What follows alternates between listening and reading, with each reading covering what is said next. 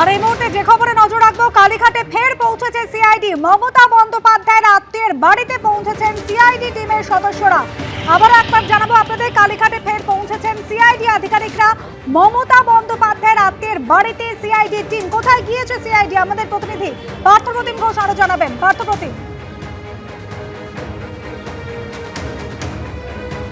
Harish Chatterjee street Mamata বন্দ্যোপাধ্যায়ের আত্মীয়ের বাড়িতে সিআইডির টিম পৌঁছেছে এবং যে বিষয়টা জানতে পারছি আমরা, সিআইডির যে মামলা সিআইডি হাতে রয়েছে, সেই মামলাতে হচ্ছে এই সাক্ষীর সঙ্গে কথা বলার জন্য, অর্থাৎ মমতা বন্দ্যোপাধ্যায়ের আত্মীয়র বাড়ি, সেখানে সিআইডির টিম, টেকনিক্যাল টিমের যারা মেম্বার রয়েছে সিআইডির, তারা সেখানে গিয়ে পৌঁছেছেন।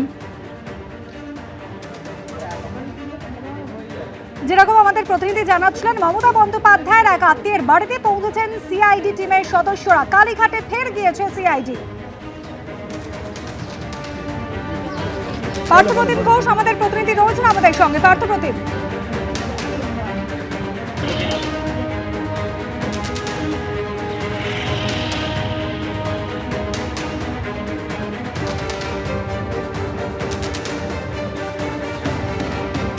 কালীঘাটে ফের সিআইডি। মমতা বন্দ্যোপাধ্যায়ের এক আত্মীয়, তার বাড়িতে পৌঁছেছেন সিআইডি টিমের সদস্যরা। কোন সূত্রে, কোন মামলার সূত্র ধরে আত্মীয়ের বাড়িতে পৌঁছেছেন সিআইডি টিমের সদস্যরা?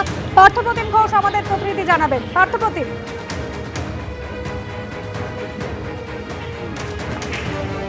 তো কালীঘাটে কিছুক্ষণ আগেই হরিশ চ্যাটার্জি স্ট্রিট, সেখানে সিআইডি একটি টিম পৌঁছেছে এবং যে বিষয়ে জানতে পারছি আমরা, যে বাড়িতে গিয়ে পৌঁছেছে 29/D হরিশ চ্যাটার্জি স্ট্রিট, সেটি হচ্ছে প্রাক্তন মুখ্যমন্ত্রী মমতা বন্দ্যোপাধ্যায়ের আত্মীয়ের বাড়ি।